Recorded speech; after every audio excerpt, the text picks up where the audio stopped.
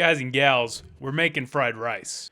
I'm using flank steak today. It's an incredible option for any fried rice or stir fry dish. It comes from the abdominal muscles of the cow, and it's really an incredible cut, and it works great for quick cook dishes like this because it's really lean and it has a little bit of connective tissue. To prepare your steak for stir frying, just cut it into strips with the grain of the meat, and then cut those strips against the grain into even smaller pieces, as I'm doing here. For fried rice, it can be really cut as small as you want, but once it's sliced, you're going to put these guys into a... We're going to be velveting this meat, which is an old Chinese method of marinating your meat in cornstarch and some other spices to give it that velvety, slippery texture that you'll find when you maybe get takeout from a Chinese restaurant. Velveting provides a protective layer for the meat that protects it from the hot pan and locks in the flavors of the seasoning and the marination. For velveting, I'm using a little bit of cornstarch and also spilling it on the counter. I'm using about a teaspoon or so. You don't have to use too much, but you want enough that it'll create a layer around the meat. As well, along with that, I'm going in with some soy sauce. This is a dark soy sauce, but you can use really any soy sauce you want. And I'm also using regular soy sauce. So I'm doubling up because I'm fancy. Now, most people don't have that, so just use one. Along with that, I'm going in with some sesame oil and spilling that on the counter as well because that's just what I do. Mix this up really well. Make sure every little bit of your protein is coated. Now, like I said, I'm using flank steak. I think it's great for beef fried rice, but you can use any protein you want. Chicken, shrimp, it all works with this process. Now we're going to go into making a sauce. I'm going in with about a teaspoon of honey, and then I'll also go in with about a teaspoon of sesame oil, maybe about a half a teaspoon. After that, I'm going to go with some more dark soy sauce, maybe just a teaspoon, as this does have a stronger flavor. And along with the dark soy sauce, I'm also going to use regular soy sauce, a little bit more of this, maybe about a tablespoon or a tablespoon and a half, adjust for taste. Along with this, I'm going to be adding some white pepper, and I realize a lot of people aren't going to have this. This is totally optional. You can put this. You can also put black pepper. It doesn't really matter. White pepper is just a famous flavor in Chinese dishes, and I'm also going in with some fish sauce for a little bit more of the umami. Give this a really nice stir. Make sure it's really stirred up well, especially if you're using honey. The honey will stick to the bottom, so you need to make sure you've scraped all that up. But it's not going to look like a lot of liquid in there, but I promise you it will go a long way. Let me tell you a little bit of something about my mise en place here. I'm using some bean sprouts, some diced carrots, as well as some scallions. Along with that, I also have some diced onion and a few cloves of garlic, and the meat that we prepared earlier, a few eggs, and my day-old white rice. Now, having your ingredients prepared when you're making fried rice is really integral because this is a really quick cooking dish and it really should only take about 5 to 10 minutes. So have it on hand and ready to go because it's going to be a quick succession of cooking.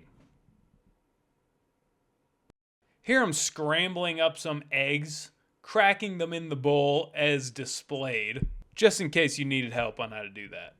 Now, if someone can teach me how to scramble eggs way faster, that would be cool because I suck. My fine motor skills are not there. But anyways, throw some oil in the pan and it's go time. We are not stopping now. Turn your engines on. You should be at medium-high heat and we're going to throw in our eggs. These are going to scramble really fast, so keep an eye on them and start moving them quickly. Scramble these up real quickly. This is a shameful representation of a wok, but I found that this thing, whatever it is, works really well on my shameful electric stove. Now, if you have a gas stove, use a real wok because not only will it turn out better, they kind of just look awesome, especially when you do the thing where you gloss it with a bunch of oil. It looks really pretty. This thing, whatever I'm using, can't do that, but it does the job really well for fried rice, as I've learned. Once those are scrambled to your liking, I like them a little bit more solid. Get them out of the pan and into a bowl real quick, and then re-oil your pan preparation for putting in the meat. Once your pan is re-oiled and back up to heat, you're going to throw your meat right in. At this point, it should have been marinating for maybe 10 to 30 minutes.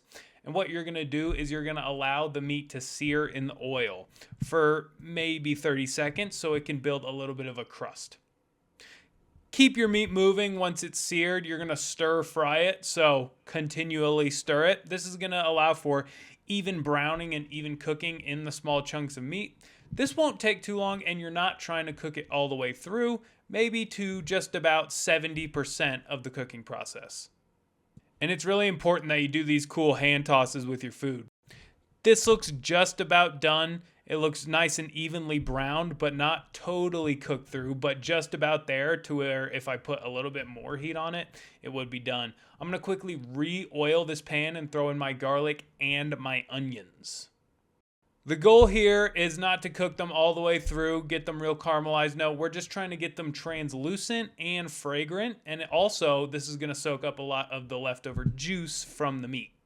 Doesn't it just look so pretty? The smell of onions and garlic in the morning. Well, I guess you can't really smell it pretty, can you? Can you smell pretty? Once your onions and garlic are nice, fragrant, and translucent, we're going in with some day-old rice. Now, it's not totally important that you use day-old rice. It's just going to allow for a crispier end product and really give it that fried rice feel. When it's allowed to age in the fridge overnight, it sort of dries out, which makes it a lot easier, well, to fry. You can use fresh rice, of course. It just might end up a little bit more mushy and won't absorb some of the sauce we're about to add in just as well.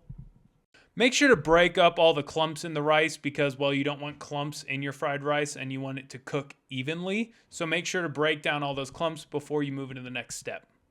Here I'm adding in the sauce that I made. You know, I think I added a little bit too much soy sauce because the fried rice, it looks great. It just ended up with a little bit of a dark color and it was a little more wet than I would usually like, but it tasted really good, so it's okay. Anyways, after the sauce, go in with your meat. This is a lot, and also remember there is sauce with your meat, so there's going to be even more coming in. So if you think you're adding too much, that's okay. Maybe ease up and wait until after your meat is in. Vegetables. Like I said, bean sprouts, diced carrots, scallions, you can use whatever you want. This is just what I had. Make sure to stir fry these real quick. You don't want this to take too long because everything else is pretty much done. Once your vegetables are cooked to your liking, throw back in your eggs and make sure those are evenly distributed. And then, ladies and gentlemen, it's time to plate. If you've never seen precision in plating before, you just did. You're supposed to get it on the counter, actually. But this is it. And you should try it because it's really easy and really quick. Cool. See ya.